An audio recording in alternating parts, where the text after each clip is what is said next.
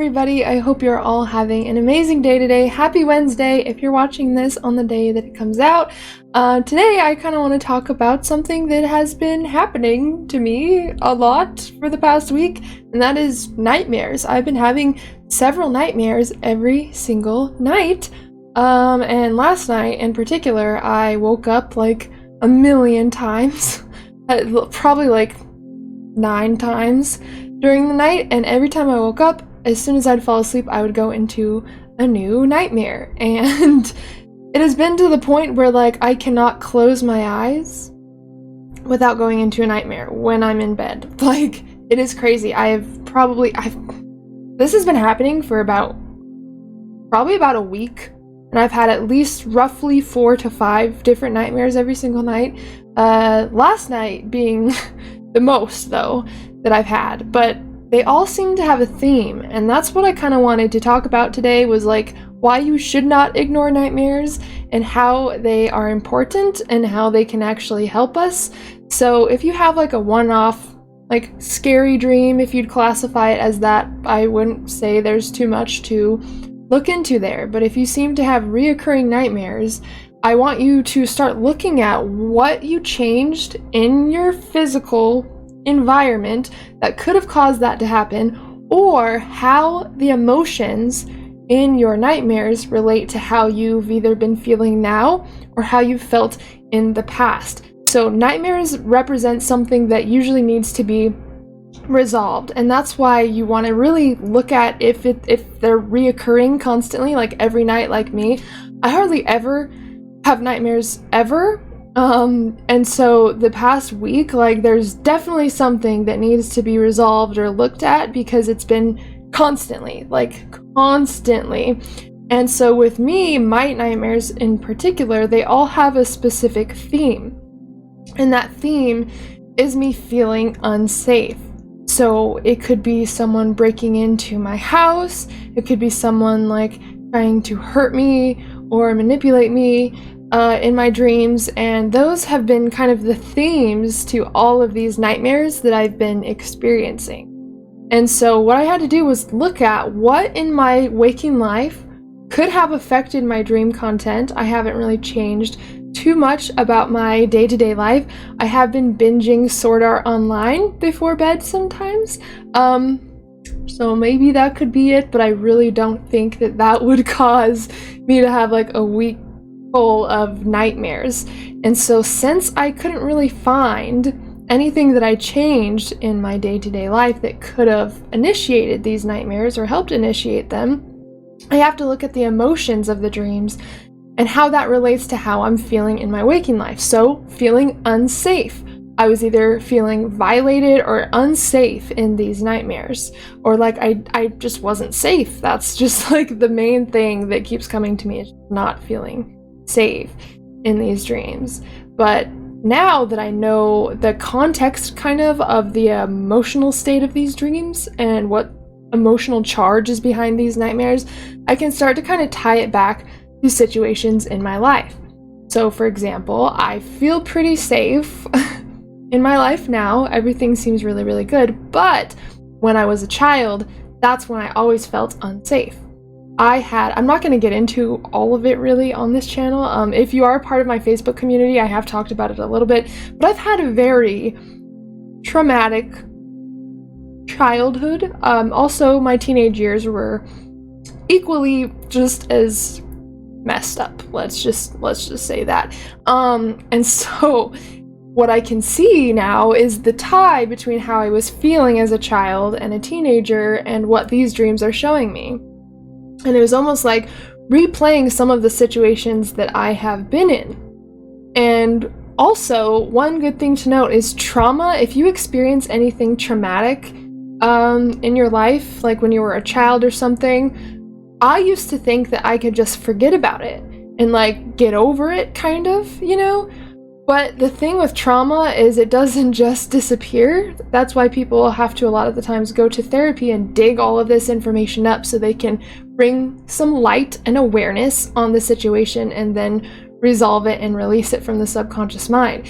So if you were like me and thought that, I just thought, I could just get over it and forget about it and it will go away. Like consciously, you may not be experiencing anything related to that, but subconsciously, it is still there. And once it's ready to be integrated and let go, you're going to start thinking about it more. It's going to pop up in your dreams more. Like it will find a way to show up. And usually when this happens, it means you're ready to integrate and release something tied to these traumas. So for the longest time, I just focused on like self-work, not like digging into like trauma work or anything, but just like being happy and like starting my business and like really changing my life and turning my life into something that I actually was proud of and that I was happy to be living, if that makes sense. But that trauma never went away like I might have thought it did. It just started to creep back up slowly the more that I did my inner work. Think about your inner work like a spiral. Like you might have healed one thing right here, but when you grow even more, you're going to hit that thing again, the same line, just a different layer of that trauma, if that makes sense. So it's like an onion, basically. And so I have done some of the work and forgave some of the people that I needed to forgive in order to get over certain things that I experienced. But now another layer is ready to be released. And so now I have to look at all the times during my life that I felt unsafe. And I have to journal that out. That's how I do it anyways. I journal it out. I literally do what's called a brain dump on my paper, which is basically you just let all of your thoughts out. You don't try to organize it. You just tune into that thought of when you felt that certain way, and you just dump it all out on a piece of paper. And what this is doing is this is like literally helping your subconscious purge these emotions that we're stuck in, because we don't like to not feel good, right? But in order to release something, we need to be able to bring awareness to it in a way that we haven't before and allow those emotions to be expressed, because we always have to be willing to express whatever we're feeling, regardless if we want to feel that way or not. Emotions don't just disappear if we decide to bottle them down. They just come out later, or they erupt later in some way, or they appear in, the form of nightmares, like mine have. And so it's really important to tune in with how you're actually feeling and what you think you got over when you actually didn't.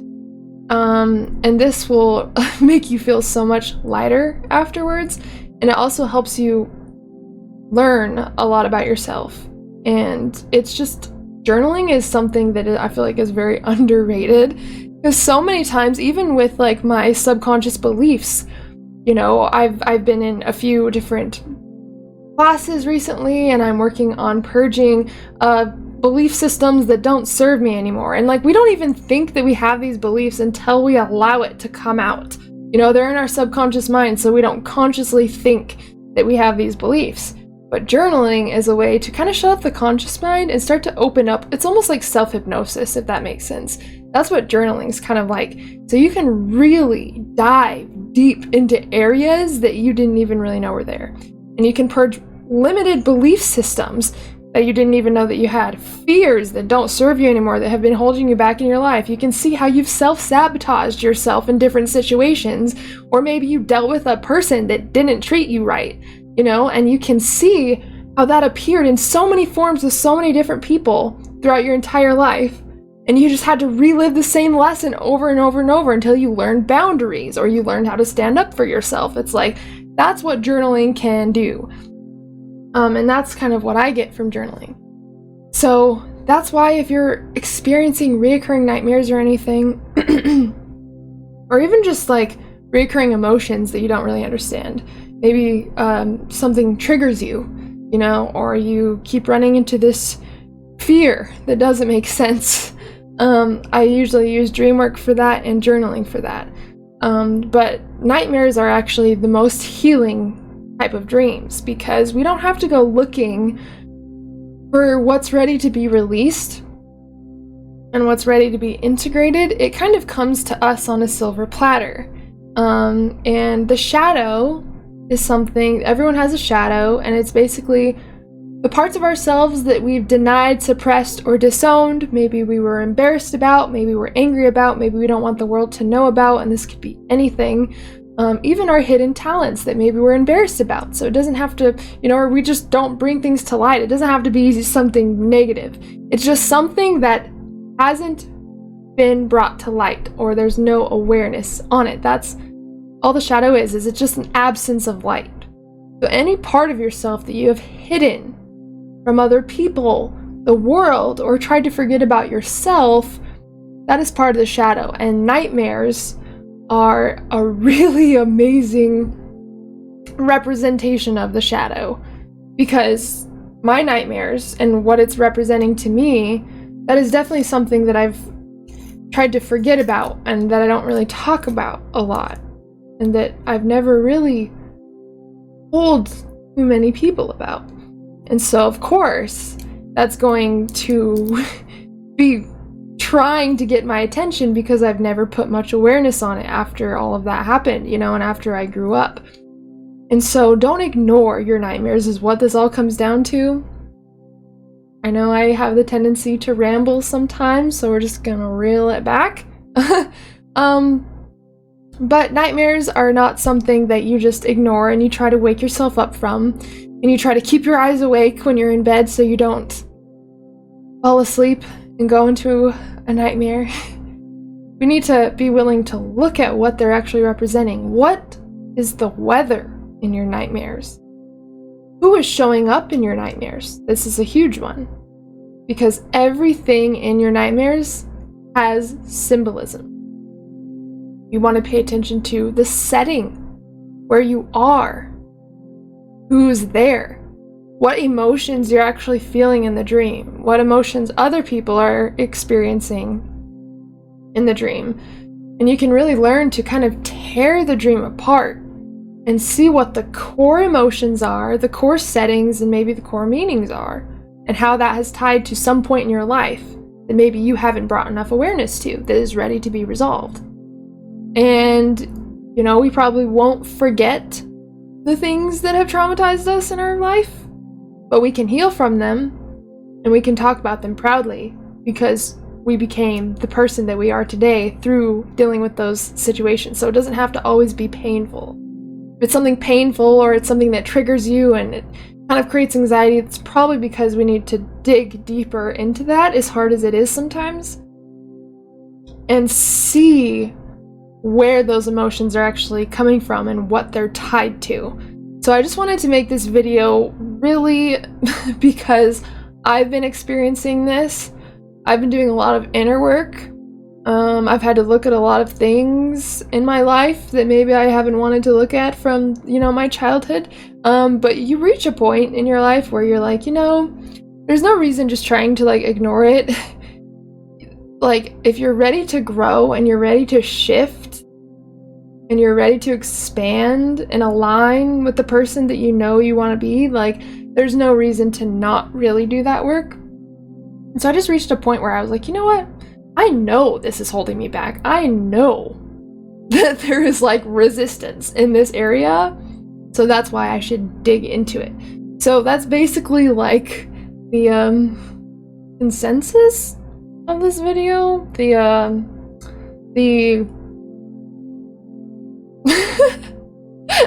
verdict of this video? I don't know. I can't think of the correct word, but I'm sure you understand what I'm trying to say. Nightmares are important. Inner work is important. You are supported. You are loved. And I definitely recommend getting to know yourself more and look at things that don't really serve you anymore and the emotions that they bring up and how we can actually shift those and how we can heal that, because you deserve to be healed. You deserve to feel loved because you are loved. You deserve to live a happy, healthy, wealthy life and not be held back by your past. And so to talk to you guys about that today, because I'm sure that someone is probably going through this too, and it would probably help others to hear this. So hope that this video helped you. Thank you so much for listening. If you are still listening to this, I love you all so much. And of course, if you are interested in learning how to induce lucid dreams and out-of-body experiences in 30 days or less and work with me one-on-one, you can check the links in the description. I also do a lot of this work in my mentorships as well, because it's not just about lucid dreaming or inducing out-of-body experiences, but what can we actually do when we're there, and what do we have access to in those states that will make us a better person or make us feel better in our day-to-day life. That's what it's about. It's about the inner work. And if you need any guidance, I am absolutely here for all of you. You can also reach out to me via email. It's just contact.thelucidmystic@gmail.com. It should be in the description as well. Alright guys, I love you so much. Thank you so much for tuning into this video, and as always, I'm sending you endless love and endless lucidity.